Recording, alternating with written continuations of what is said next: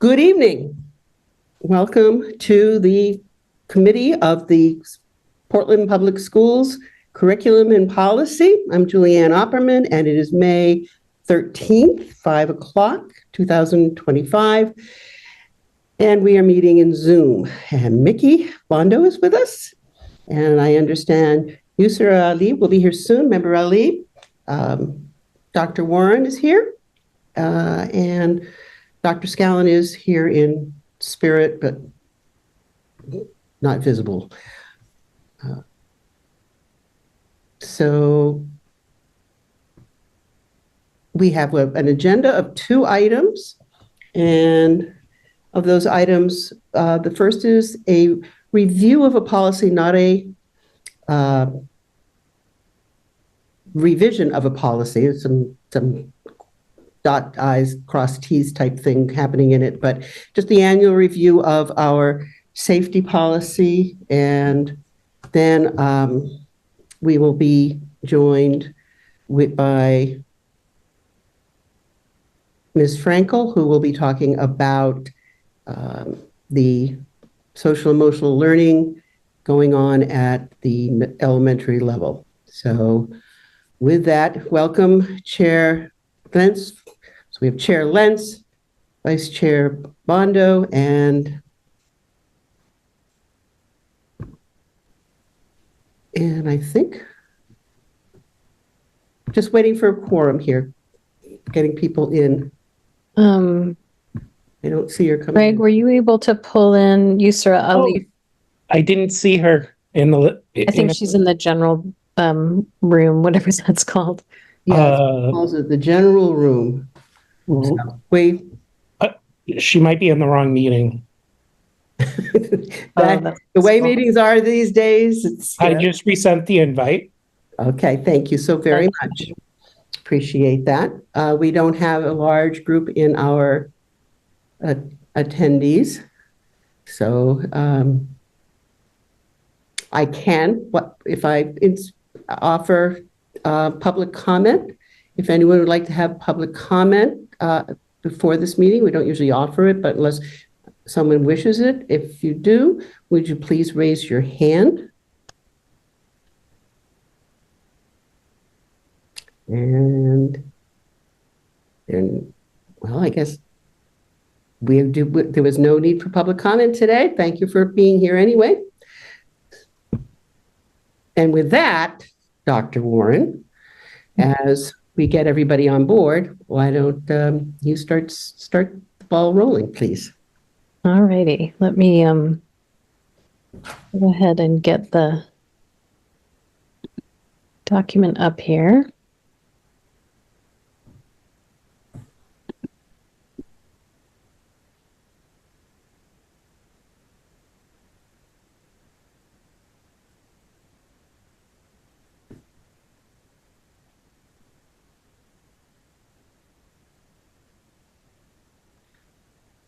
Okay.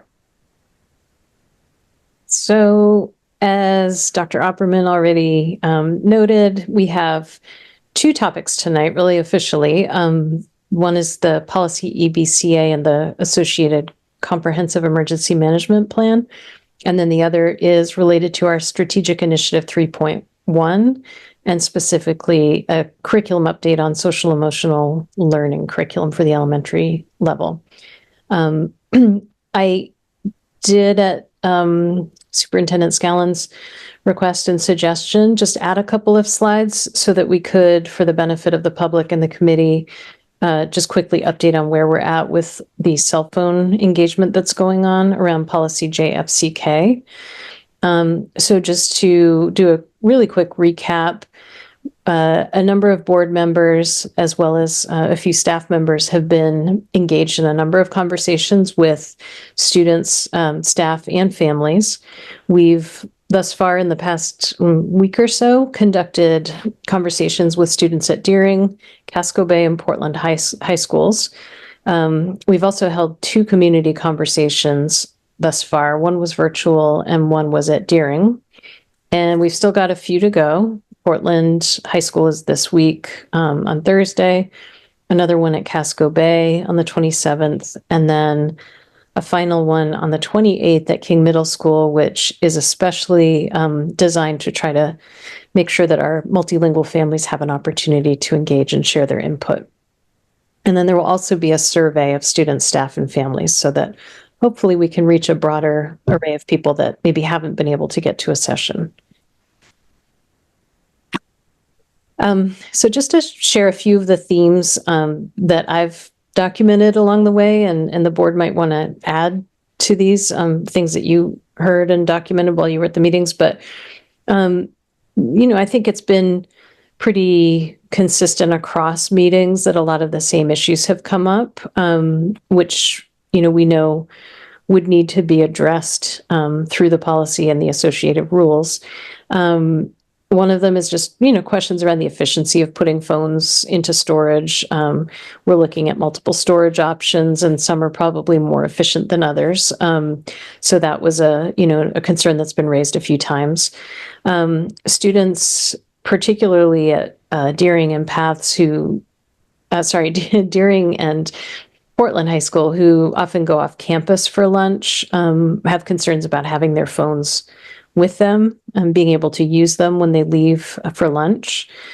And then there are students who leave for other reasons, such as going for their CTE programming at PATHS or internships or other types of programs offsite of their regular school. Both students and families talked about wanting to know how they could continue to connect with family, or say a supervisor at a job, or athletics coaches, other people that they might need to contact or be reached by during the daytime, because people have become accustomed to being able to communicate pretty immediately with people while students are at school. A number of people have raised, a concern or wondering around emergency situations and what their communication ability would look like in that type of a situation. Students in particular have raised concerns about liability, and if a phone is lost or damaged while in storage, would the district pay for it? And then a lot of students in particular raised concerns about consistency of enforcement, and some students are likely to find workarounds, and then what happens if not everybody's following the policy. And then some young people raised issues around just questions about, so what would happen if we don't have cell phones, but we're using them for particular things in our classes, like as a calculator or as a camera.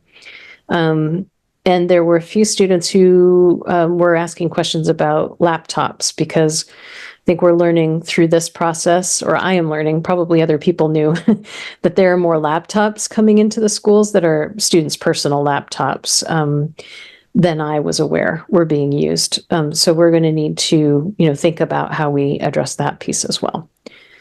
Are there any other themes that the board members would raise, or I don't know if Superintendent Scallon is still on and wants to contribute too, but I just wanted to surface these. Sarah Lentz, you've been to several of these meetings. What would you care to share? Yeah, just a couple things. I think that there's been a lot of curiosity around the exception carve-outs, and aside from medical ones, if there are kids that are using phones for whatever reason as part of their 504 plans to listen to music, or maybe that it's not even in their plan, but they use it, as part of the wait time to help manage themselves in the class, and specifically around music and accessing music. And then the second piece of that that I've heard a number of parents and young people bring up is just around the list of devices and what other electronic devices actually means, and questioning kind of, like devices that are solely used for communication, like Gab watches, or things that don't have access to the internet but are messaging devices. Why are those being included as well? And then specifically earbuds, young people and some adults too were just like, why does that need to be included? Thank you. Those are all. Yeah. Now, just a comment on the list that is here, these themes, these are the themes of concern. It seems that even at all these meetings, we've had individuals who have brought up the things that we brought up at the time we, in this committee, approved the policy change to go to the board, was that, the interference in classes, the back and forth between teachers and students, the psychological, emotional situations that are precipitated by communication or on cell phones, and parents buzzing during a class time and the buzz going off in their pocket. So there are reasons that other than these, that so we're getting I think a nice balance. And as we do this, and as I'm hopeful that this continues to go through to the board, that the understanding of the advantage for learning and social emotional growth outweighs things that are annoying, but not to avoid things that are make sure that we're safe and that all medical and appropriate needs are met in some way. I think that's a real important thought to bring to us. So that's all I have to say.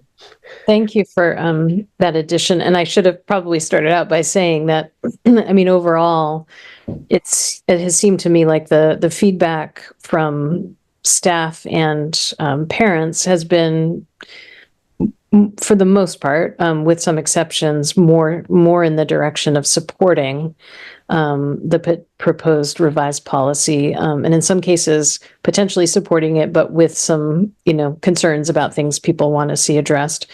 And the student response has been, I think largely pretty opposed to the change, and they raised a lot of these types of issues, which probably to them feel like real roadblocks, but we know that this has been done in other schools, and that if the board chooses to move forward with this policy, we will be able to work our way through the different implementing pieces of this. I was very pleased and not surprised, but students recognizing the issues with cell phones. They're not fools. They're quite bright, very capable individuals, and they're problem solving. They will see and tell us good ways of making this work well for the whole community. So that's all. I'll let you go on if somebody else wants to speak to this. Yeah, the students have been amazing. Okay, so moving along. So just as a recap, policy EBCA is a very brief policy. It essentially says that the board will have a comprehensive emergency management plan, and that the board will review it and approve it annually, which is consistent with Maine state law. Last year at this time, we gave the board basically a rewrite, a very comprehensive rewrite of the policy, of the plan. And that was approved, and that's what we've been working from this year. This year, and I'll pull it up in a second and run through it, but we're really requesting a small number of modest edits, mostly to correct for titles that have changed and a few practices that are different. The public-facing plan, which is the one you'll see, has required elements from the state, so we've made sure that those are addressed. For safety reasons, and as allowed by the law, the more detailed standard operating procedures and the school-based or site-based plans that we require our schools to do, they contain more sensitive information, and so those are not shared publicly, and we not only not publicly, but we hold them quite tightly among a fairly limited number of leaders on a need-to-know kind of basis. And then obviously there are a number of procedures that need to be shared with folks that are less sensitive, and so those do get shared with teachers and other staff in writing. And then Dr. Opperman, you had asked me in preparation for this meeting about families. I am in the middle of revising and updating the web page, which I think is, it's just not as up to date as it should be. And I want to make sure it aligns better to what we have in the current plan. We have mostly left it up to schools to share with their school communities about their plans, about their drills. They send out notices in advance of significant drills, like a lockdown drill. But I think you were asking about, is there a one-pager for the fridge, which we did not end up getting to this year, but that's certainly something that we can, and I agree, probably should create in the next several weeks as we get ready for the new school year. So this is an overview of the key components of what's in the plan. Again, it's rather lengthy, but some of these are just required components by the state, and a lot of this draws on the Federal Emergency Management Agency and their guidance. That was a big part of what we drew on last year in creating this. So when we developed the new plan and got the approval last year, we worked on building out procedures and back to school sort of training. We first started with our school leaders when they came back in August, and then we required all of the schools to turn around and train their staff during back to school sessions. And then we had a fairly rigorous drill schedule that we required. This goes above and beyond what the state requires, but we required every school to have 5 evacuation, 1 lockout, 3 lockdown, and 2 violent critical incident drills.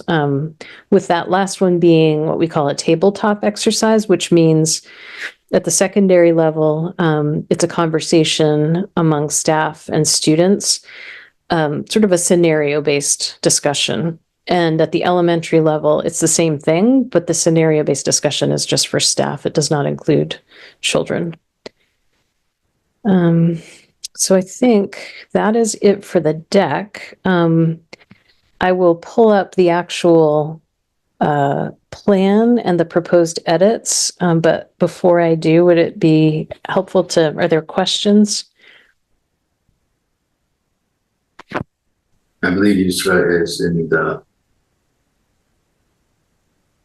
Pardon me? Do you have a question, Ali? No, I was going to say, I think Yusra is in the. She's out. She's out. We're good. We got her. We got everybody in.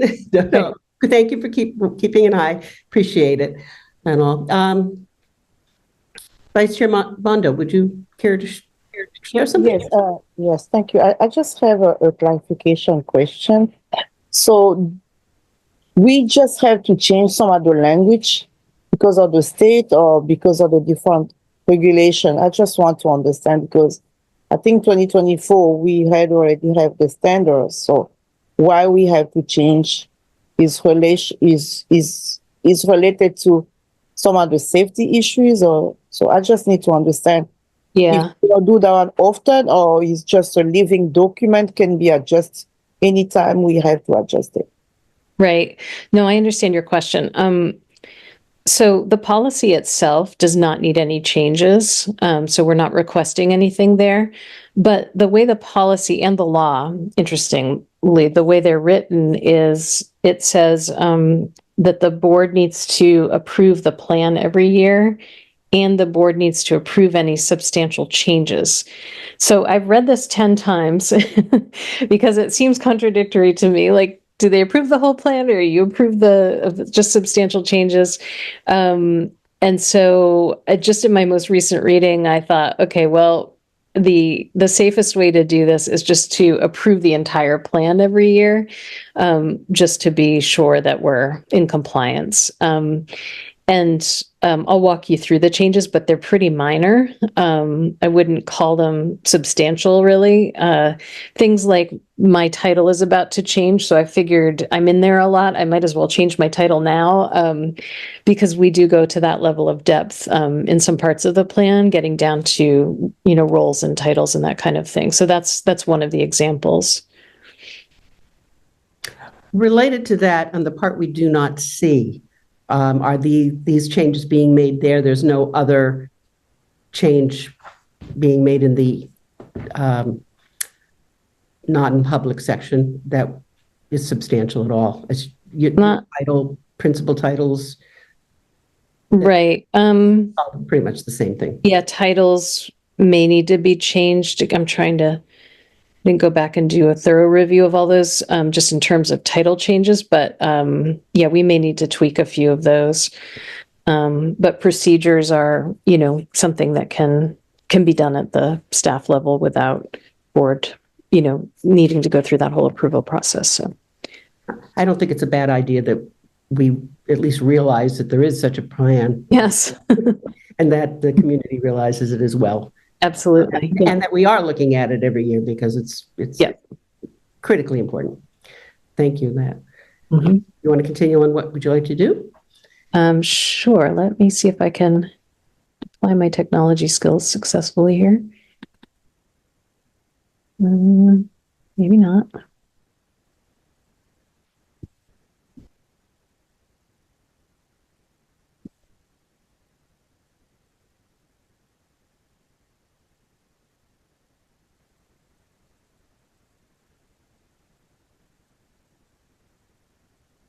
All right, I had this down a minute ago.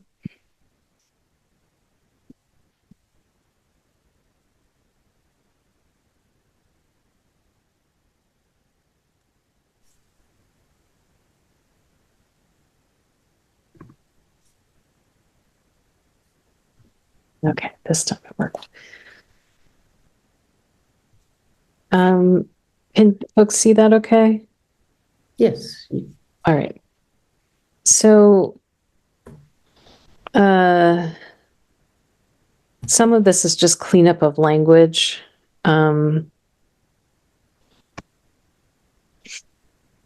This was a redundancy.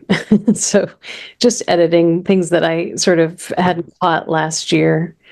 There's a title change. Another title change. And again, copy editing, title change. So you can see the changes are relatively minimal. And sorry, they're in green, which is not the easiest thing to see.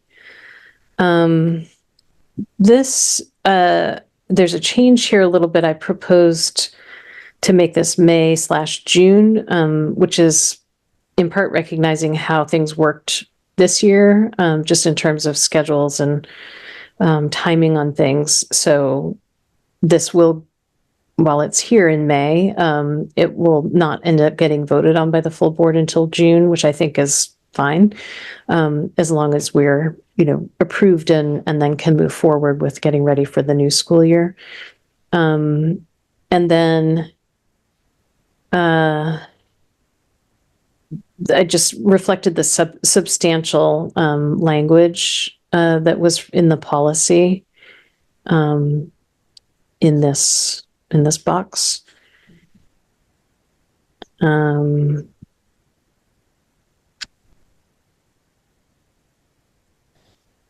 This was a clarification that it felt like it was not quite as clear as it should be. That when there's an incident, a significant incident that happens that requires the district leadership, so typically it would be Ryan, Superintendent Scallon, who would be first one heading to a school to help. And he would be the primary point of contact with emergency responders. But until he gets there, it has to be the principal or whoever the local site command is, until the superintendent gets there and can take over and do that, play that role. we've been asked some questions about backup communication systems, which is something that we've worked on. So I added some of the things that we know can work and have been working, just to flesh that out a little bit. We've got title changes here. We don't have School Messenger anymore. That's not how we communicate with families now. We dropped that account and we have moved fully to Reach My Teach. So I changed that and then also clarified that parents and guardians with students in affected schools will receive an initial short communication. So if there's an incident happening at one elementary school, we don't send a district-wide message right away. Depending on the magnitude of the incident, we might send something to the broader community later on after things have been resolved. But our immediate priority is always to deal with the situation and keep people safe. And then the next immediate priority is to send a message to the affected families, but not to the broader community until potentially later. And then where relevant, we don't always inform city departments of all the things that happen, but if it's relevant to them, for example, if Parks and Rec is planning to have after school programming in a school and there's an incident going on, then we would want to make sure they knew that. And then the piece here around communications, when I went back and read this again carefully this year, it seemed like it wasn't quite clear enough. And I think we need to be careful that we're setting clear expectations around the amount of information that will be shared out. I understand that, often people just want to know what's happening or what has happened in detail, but we cannot always share that either because there's private student information involved or staff information or information that the police or other agency partners do not want shared.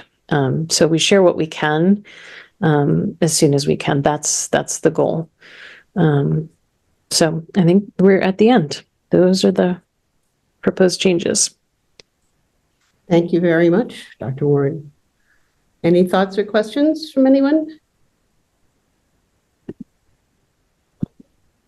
But I appreciate it. And I appreciate the clarification on the communication pieces, because again, a lot of those come up when we've been talking cell phones.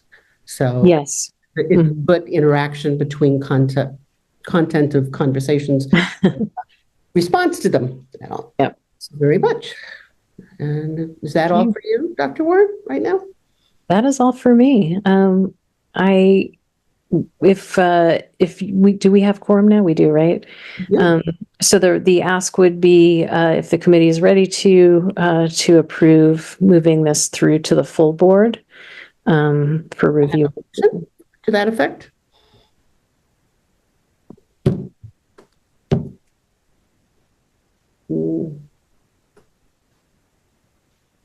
We do not. Let me say it in specific language that's saved elsewhere.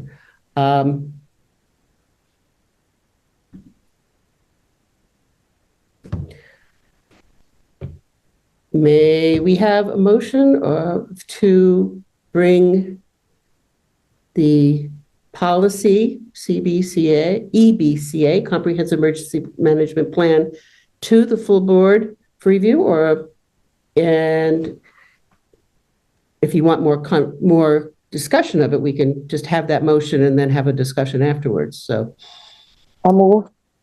Thank you. And a second, please. Thank you. Any more conversation on this? Concerns? Thoughts? Well, let's have a... I think I'm just wonder if I think when we got this last year, we didn't have the new board member, and I think it's gonna be maybe a good time, to refresh some of those safety, because it's really important when we pass. I just want to get back to the whole board if we can have a workshop. Just I know we changed some of the title and some of really the minor languages, but I think we went through some of the I think everything is combined together is also the PD. I mean, we're going some training also, aligning with that, right? With the policy. Yes. I think. Yeah. Yeah. So I just want to have all the board on the same page with the new board members. If we can just, think about it, maybe put on the calendar, maybe beginning of the year, September, we may, try to get that safety because it's really important and we get some, feedback and some refresh our mind so we know exactly what we're standing for. Right. I agree. If we need to do it during an executive session so that people can ask questions that can be answered, that might be helpful. I don't know if that would be appropriate, but I will check on that to see, whether we do it in a place, because of the details over the years where we've had incidents, is why we have these different information. The one question I did ask you, though, Dr. Warren, was about Alice training. Yeah, and I think that is part of what Chair Bondo was talking about, but that's, how far has that gone? That goes to the principals, the teachers, and at what point are we in that training throughout the district? Yep. So we have we haven't been talking about it as Alice as much, but it's still the same content essentially. Only because I think Alice can sometimes, for various reasons, prior to my getting here, I think that the rollout of that somehow was overwhelming and triggering for quite a few people, and so we've tried hard this year to essentially help people have the same sort of knowledge and skills and procedures and conversations, but kind of keeping it simple and not getting lost in like the specific Alice, whatever terminology or framework. But it's all the same stuff. So yeah, you actually have to dig on their website to find it. But anyway, so when I was talking about those drills, essentially what that is it's like a buildup. So when you think about an evacuation drill, of course, we want our schools to be able to do evacuations in the event of a fire or a chemical spill or something. But that's also laying the foundation for knowing how to evacuate the building in another incident. And then the lockout concept is a little bit different because that's just sort of, there's something going on outside that's not part of the building or the running of the school, and we just lock the doors and don't have people coming and going. There's a shelter in place, which is relatively simple, and our schools actually use it. Some schools more than others, just to protect student privacy or staff privacy. For example, if there's a medical incident and they need to get someone moved through the hallway, or a behavioral incident and they want to manage things without a lot of students in the hall. So that's what the shelter in place is. When we move on to the lockdown drills, that's where we start getting into the preparation, really even more so for a more significant incident. And the lockdown is really about in your room, in your space, doors to the outside are locked, but it's also everybody sort of hunkered down in their respective space. And then the violent critical incident drills are that next step of kind of putting it all together. And if there were, God forbid, an active shooter type of situation, for example, helping people learn the different possible reactions to that, whether it is to evacuate the building because you're able to get out quickly, or to hunker down and lock down where you are, or potentially to counter, which is not a thing, that probably a lot of people would feel comfortable doing. And so that's, sort of presented as an option for people. But above all, we want to have that ability and this is why we do the tabletop exercises during that portion of the learning, is to just think through and talk through as a community, what are the different scenarios? So if something happened over in the gym and I'm in this wing, what would be my best options? So helping people think ahead to what they might do in different circumstances. It helps prevent panic for students and teachers to have so much training that they automatically know what to do, and they don't have to think about what to do. And that avoids panic. It's amazing how quickly people can figure that out, having done hundreds of these kinds of things. So, thank you very much. Any other thoughts or questions? Well, shall we send it on to the board? Let's have a vote on that, please. All in favor? Would you raise? I have me. I have Alili. You, Sarah? I felt so alone there. I was like, what's going on? Well, I appreciate you being here. Okay. But you're alone on the Golden Gate Bridge, which is amazing. All right. Yeah. So yeah, the Gulf. Yeah, I'm thinking, oh, wouldn't it be nice to be San Francisco? So thank you very much. We will move it on to the board and move on to our next topic with Ms. Frankel. Looking forward to this. Thank you, Dr. Warren. Thank you. Great. Hi, everybody. I'm Joanna. Joanna, yes. Before you go, can I just jump in and just clarify one thing for both Chair Lentz and Chair Opperman? Our next board meeting is the 20th. And so usually committee moves things and it goes up to the next one, recognizing that the next meeting will be the first read of the cell phone. My suggestion is that we do the first read on the policy you just reviewed on June 10th. And that way it can happen on June 10th and June 17th. And just wanted to check with both of you to see if that worked, both from a committee end and from a board end. Chair Lentz? Yeah, fine with us. Great, thanks. Good question. All right, Ms. Frankel. Great. Hi, everybody. I'm Joanna Frankel. I'm the Director of Elementary Culture and Climate. And I'm here to report to you on our selection process for social emotional learning curriculum for the elementary schools. I'm going to hopefully successfully share my screen and walk you through the process.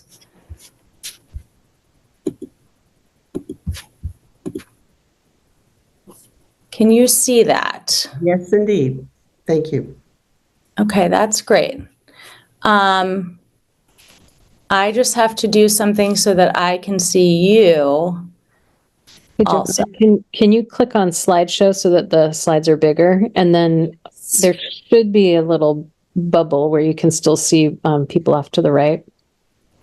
I can't see you off to the right, but I think what I will do is I'm going to go through slides and then I know we're going to have an opportunity for questions, right? So if that's okay. Okay. So I'm going to talk a little bit about the rationale for the process and the alignment with the strategic plan. Talk a little bit about a comprehensive social emotional learning strategy, of which the social emotional learning, or SEL, curriculum is one part. Tell you a little bit about the process that we went through and our outcome, and then report on our next steps and planning for successful implementation. So as you recall, the strategic plan called out first a review of social emotional, or SEL, curriculum at the elementary schools. And so that work was done last spring. We did an audit of the use of the current curriculum, which is called Second Step, because what we learned from that was very inconsistent use of Second Step curriculum, both between, across our elementary schools, but even within schools. And we received a lot of cool feedback about the curriculum, especially at the upper elementary grades. Let me just go back for a second. And so then the next step was, given that feedback and that information that we gathered, to then move ahead to look at a process to select new SEL curriculum. And so SEL curriculum is one part of a comprehensive social and emotional learning strategy. So this resource comes from CASEL, which is the Collaborative for Academic, Social, and Emotional Learning, which is sort of like a premier research-based resource.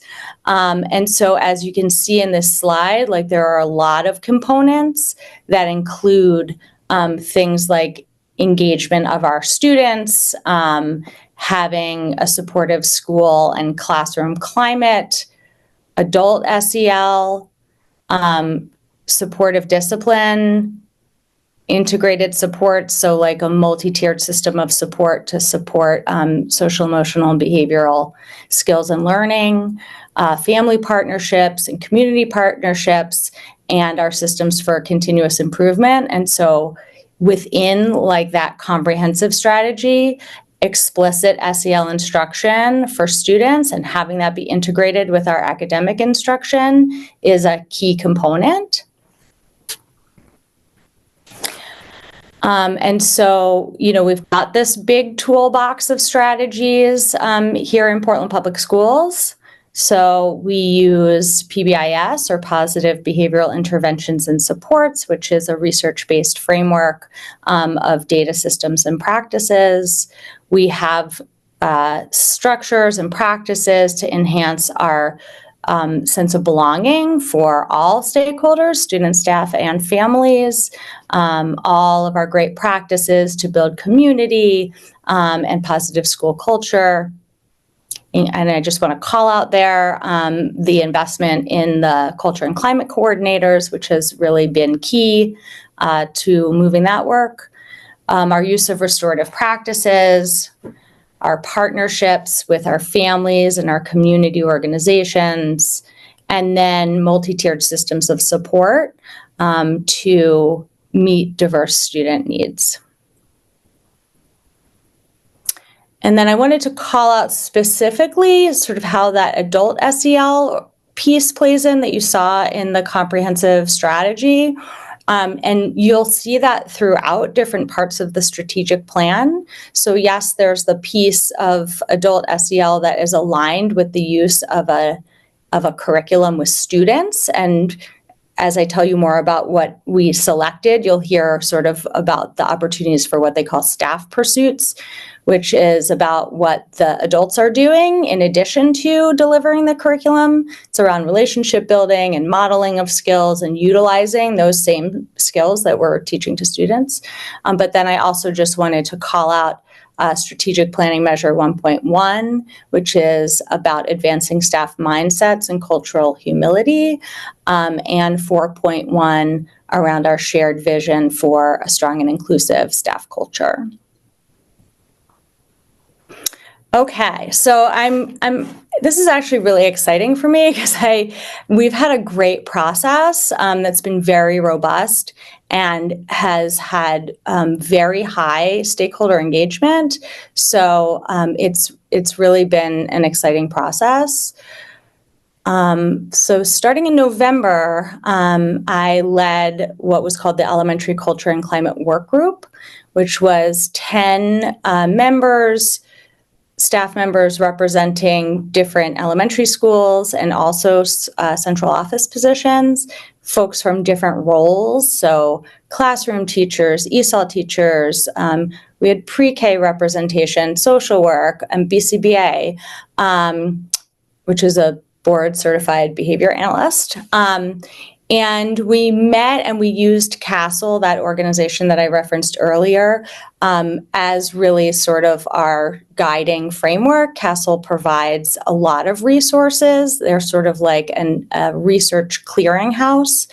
So they vet all these programs and vet their research and actually have a very comprehensive process that you can follow for districts engaging in this work. So we used CASEL. We collected feedback from 177 staff members on what they wanted to see in an SEL curriculum. And then I also engaged with multiple family groups throughout the district to find out what was important to families.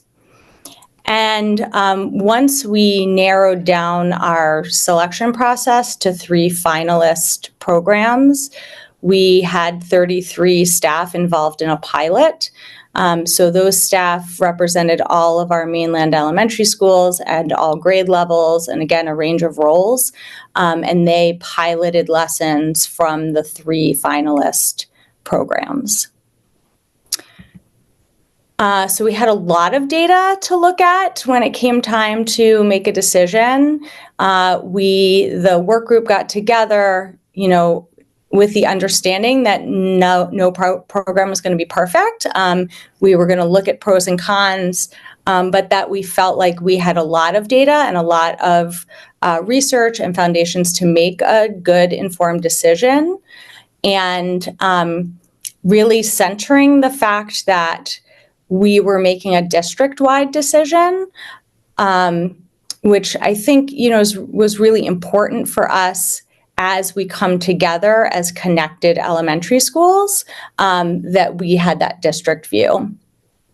And then, so we were aiming for consensus in our decision-making.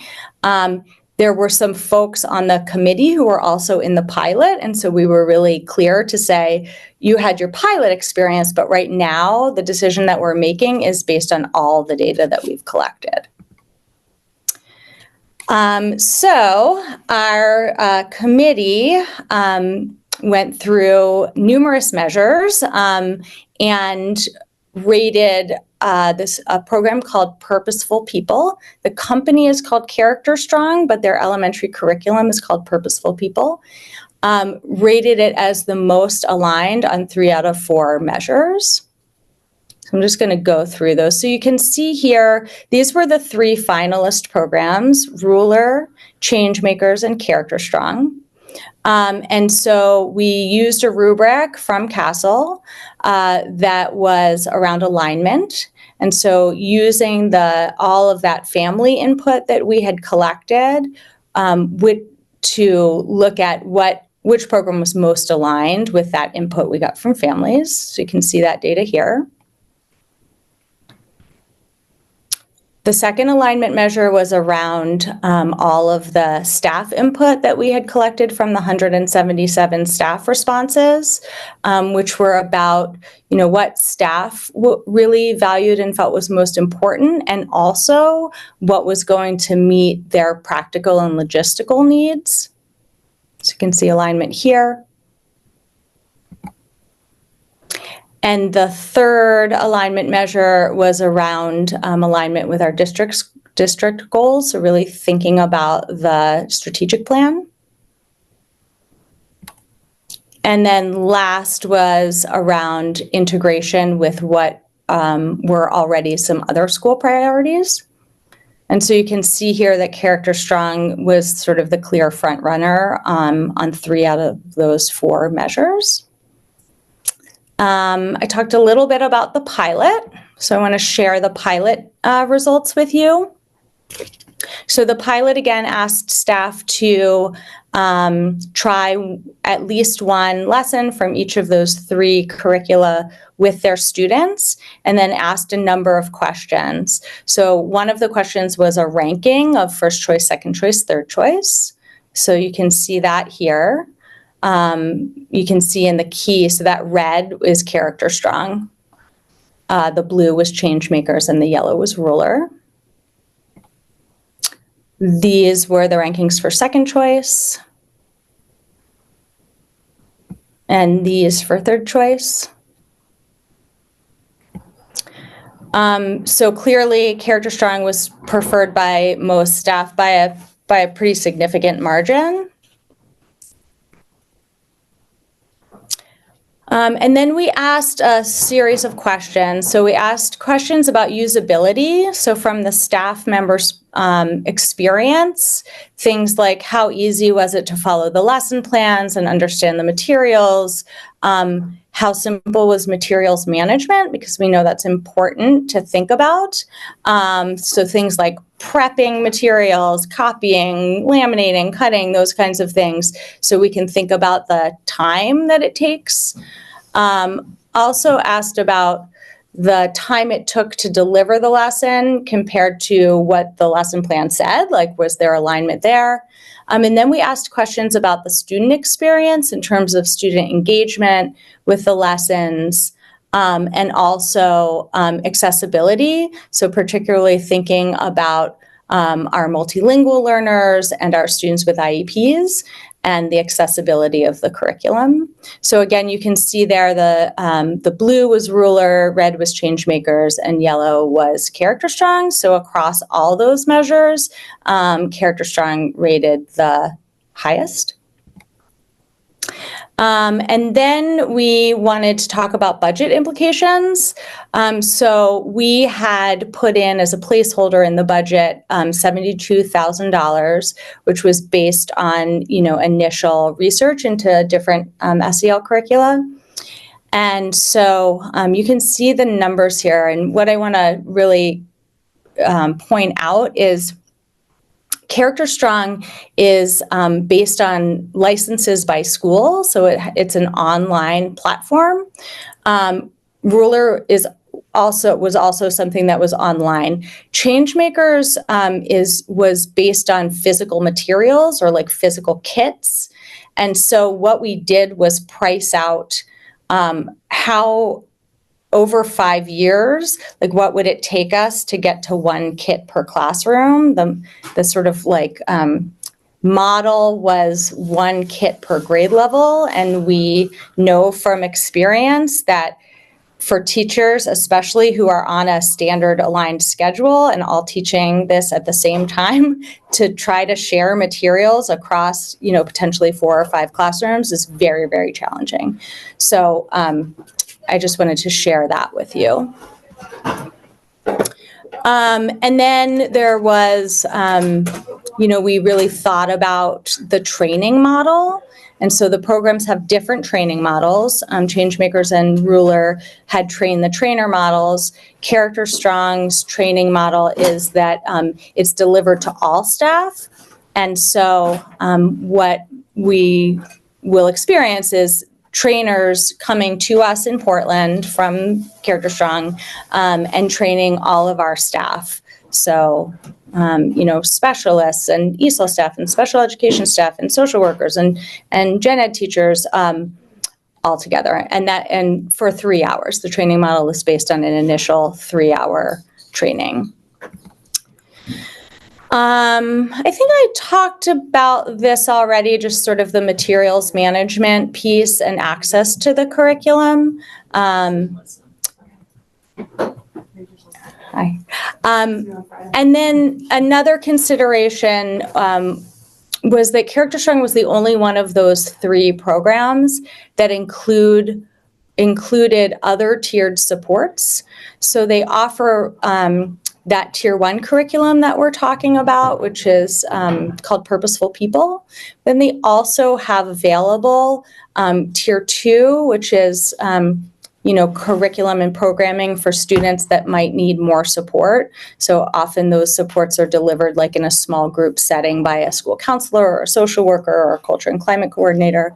And then also Tier 3 level supports, which are more individualized supports for students, like individualized behavior support plans and more of that like intensive support. They also have multi-tiered systems of support, packages or district supports.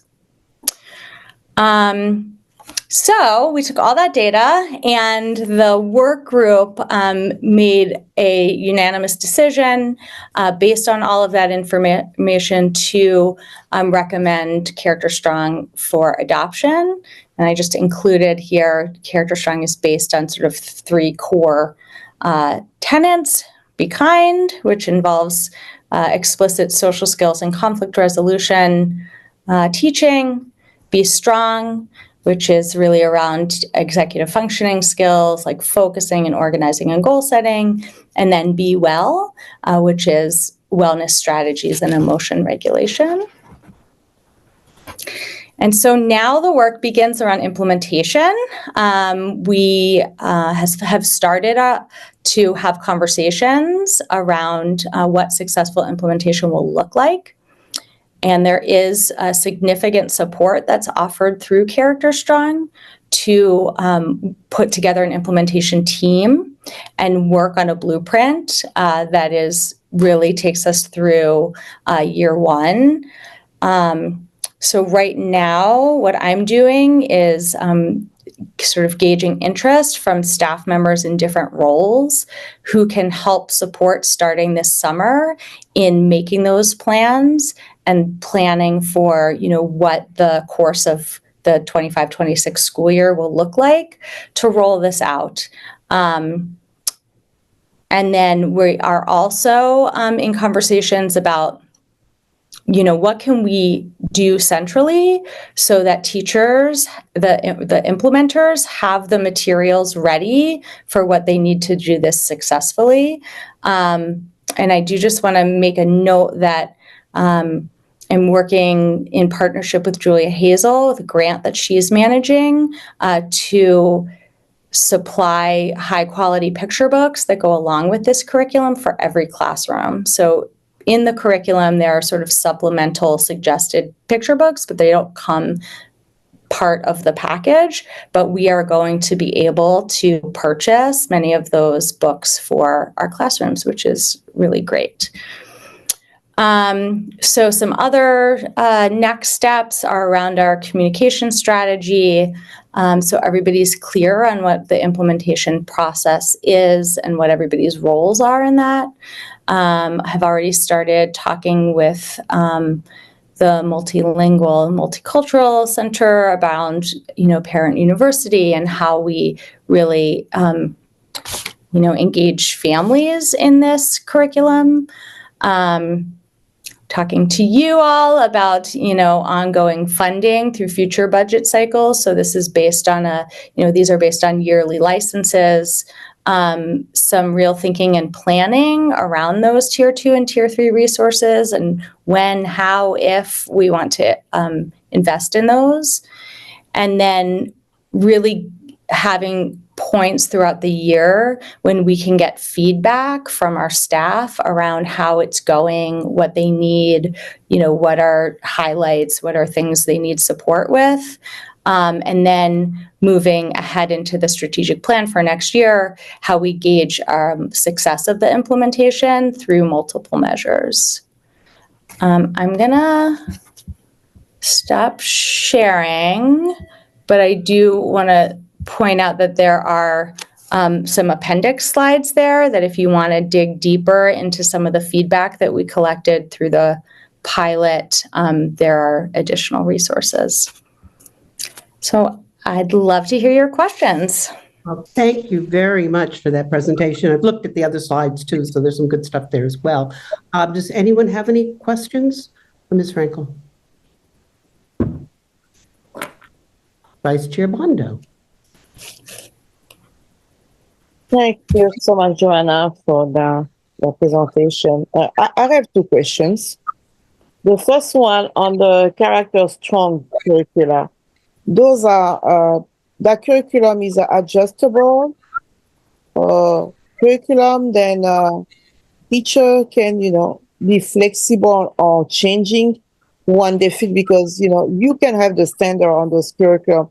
The more you're going through or teaching it, you may see some line or some concept, then you can adjust on your own, so you can adapt to the classroom then you have. Can that curriculum has it? That's my first question. Yeah, that's a great question. So the way the curriculum is structured, I sort of talked through those three big buckets around be strong, be well, be kind. And then there are lessons that go along with different skills underneath those. And the way it's organized is that it's organized by week. So within a week, you'd have like one lesson that's like, you know, your 30-minute lesson, but then all of these other opportunities. So it includes things like circle prompts for your morning meeting time, breathing techniques, problem solving skills, restorative practice prompts. And so teachers can sort of adjust and weave that in throughout the course of the day. So I think, there is like a clear lesson with outcomes and what you want the students to experience, but there is also this flexibility to sort of like layer other pieces on top. Yeah, that makes sense. Thank you.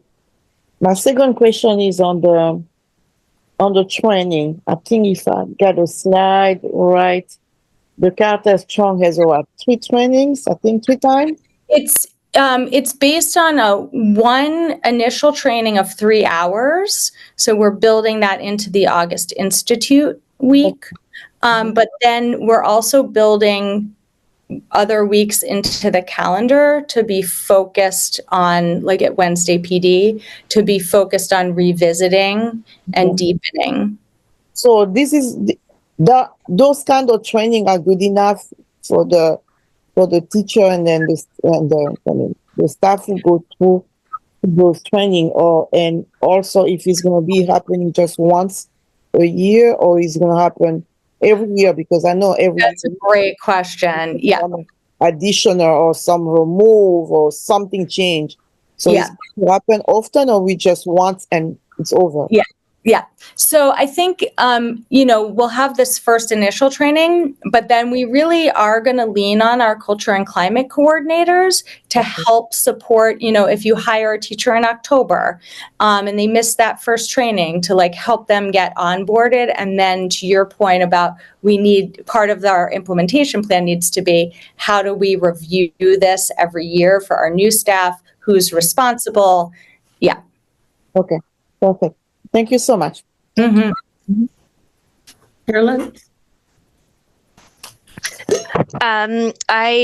This is just super, it was really great information. I also just really appreciated the rigor to which you evaluated the different curriculum. As you were going through, I was thinking of other things I was curious about, and then really everything felt like it was dug into. So just really appreciate that. And I think also the thoroughness will help into buy-in and implementation as we get there. So just really appreciate that.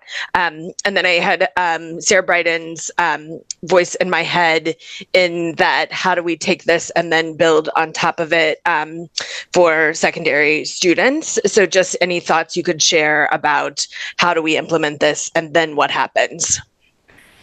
Yeah, that's a great question. I don't know that I have the answer. I know that the secondary schools have gone through their own process around the SEL curriculum pieces. I mean, I will say, this curriculum does exist pre-K to 12. Our charge here was to, choose something for the elementary schools, which is what we did.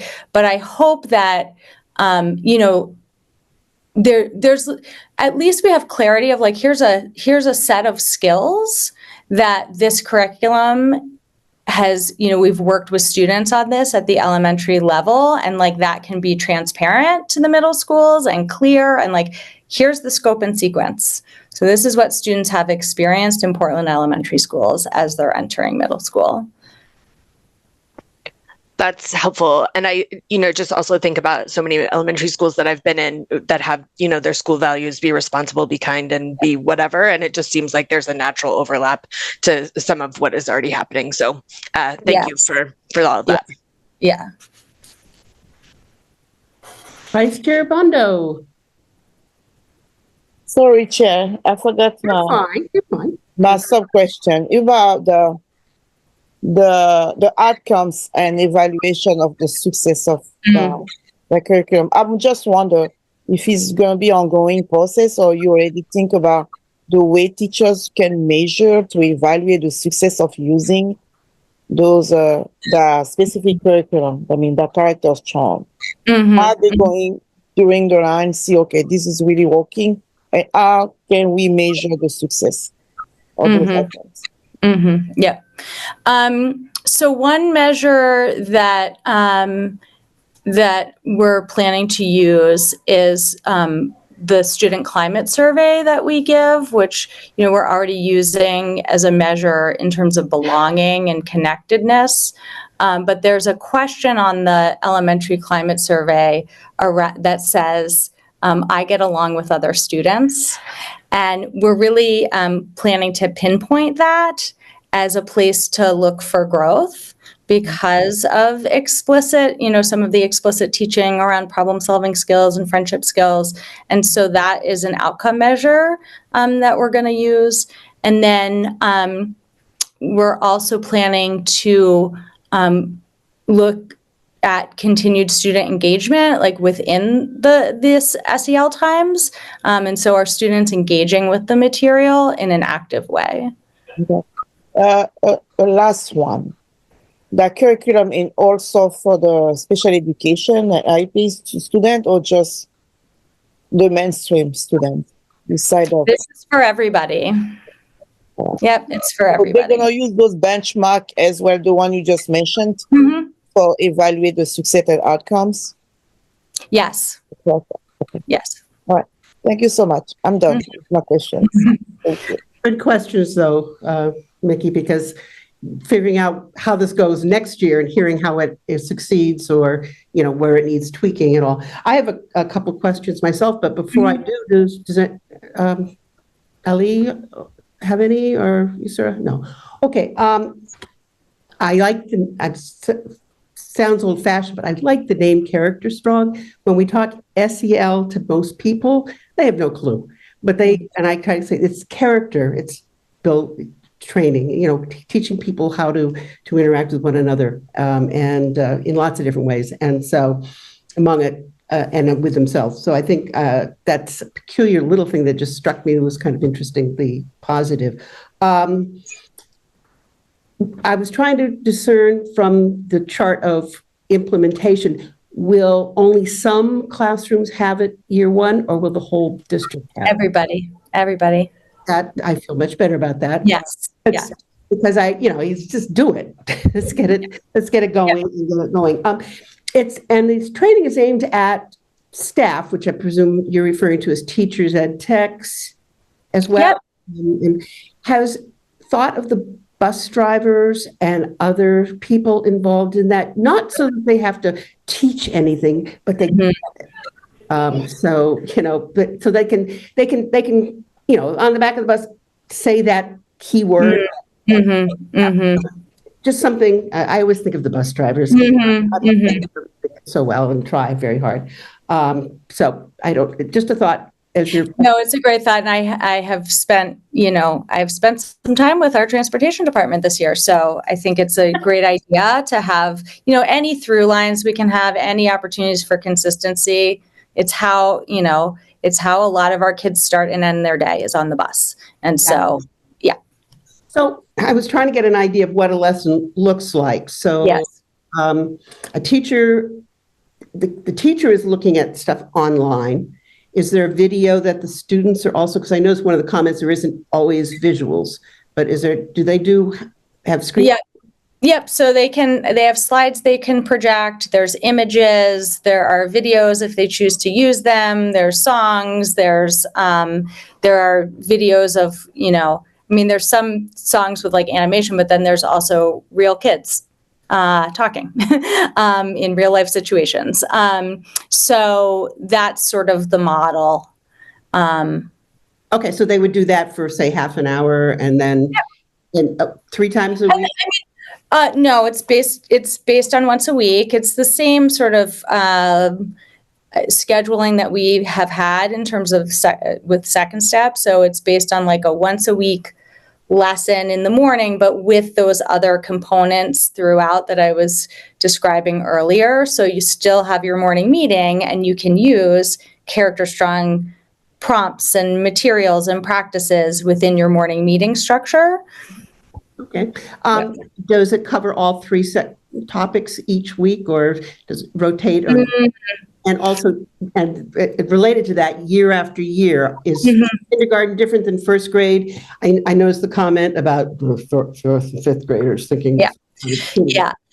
Yeah. So underneath each of those three big topics, there are character traits. So, under be kind, I want to make sure I'm getting this right. There's like kindness, there's creativity, there's respect, and so those are every year for every student at every grade level. So pre-K has their developmentally appropriate lessons around kindness and creativity. All fifth grade has their developmentally appropriate lessons around kindness and creativity. So yes, it's sort of cyclical in that way, with the same language and the same skills moving through. I think. I just want to applaud you guys for doing this research. Behavior is the number one thing that just matters, honestly. Without the etiquette and the ethics behind it, it's something we're grappling with our kids all throughout the district. So I just really appreciate you guys doing this. Thank you. It's true. Absolutely, Ely. Those are my questions. I mean, it sounds really awesome. I'm looking forward to hearing about it and seeing it when I can get a chance to get in there and see, just in the cafeteria is where you always see where. Yep. So, and I found out that the food is really great. Halal food. Tuesday's halal meal is the best all week, I think. But so finding those things out. So I suggest, I'm looking forward to hearing if you can come back at some point next year. And I appreciate the data. I mean, I think that's Mickey and I've always said, show us the numbers. Show us not that we're testing out people, but in order to measure how we're doing, and we can say to people, we've made some progress, and it's real and it's measurable, and we can see it and talk about it. So I thank you very much. Anybody else have any comments or questions? Is there anything we have to do with this, Dr. Warren, per se? No, other than appreciate it. No, we double checked the policy on this one, and this is a notification situation as opposed to a vote. Thank you. I appreciate you checking that out. Well, thank you, Dr. Duena. You got something good going here. I mean, I hear good things about the whole elementary crew all the time. So I appreciate your network doing what it does well, and keep at it. Let us know how we can help. Well, anybody else? Say that, Sorry, you're missing you in and out a bit here. Joanna and I are in the same room, but I just want to say, hi. Look at that. Yeah, no, I mean, I think Joanna has made it look easy, but a lot of work has gone into that, and it's to her credit. And I just want to appreciate the time and effort to do a thorough job for Portland Public Schools. Appreciate it. We do. The kids deserve it and all. Well, anything else from anybody else? Well, then we can look for an adjournment motion if anyone has one. Mr. Aliali and Mickey are seconding it. And everybody who wishes to adjourn, raise your hand, or however you're going to do it. Okay, thank you so much. We'll talk to you soon, I'm sure.